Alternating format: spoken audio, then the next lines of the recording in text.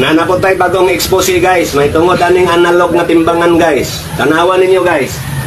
Kini siya 1 kilo. Kini 1 kilo ni pag-abot diha 1 kilo. Kini siya pod 1 kilo gyapon. Pero para mabinuangan nato ni kanang gihimo sa uban guys, pagbantay mo. I-aware ninyo ni guys ha, sa tanan guys ha. Tanawa guys. Kining 10 kilos ibutang nato dinhi ang dagway niya ning 10 kilos aron kini mahimo na lang ni siya tunga. Ha? Kay mo ning gagamiton sa mga mangumprahay. Tanawan ninyo. Atong puwason ni guys. Atong puwason ibalhin ta ni nga dagway diha. Aron kaning 1 kilo guys, mahimo na lang ni siya og tunga sa kilo. Mao ni guys, pagbantay gid mo, ayaw gid mo kumpiyansa. Og ikahibalo gid ninyo ni sa tanan, i-share ninyo ni. Isuloob ta ni siya guys.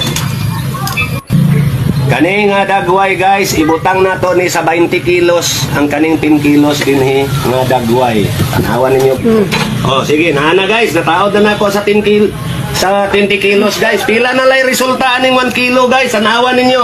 Oh, tunga na lang sa kilo pagbantay mo kay mo ni gagamiton sa mga mangumprahay guys. Ang usa ka kilo, tunga na lang sa kilo. Pag i-aware ninyo tanan guys, i-share ninyo ni. Daghang salamat. Thank you po.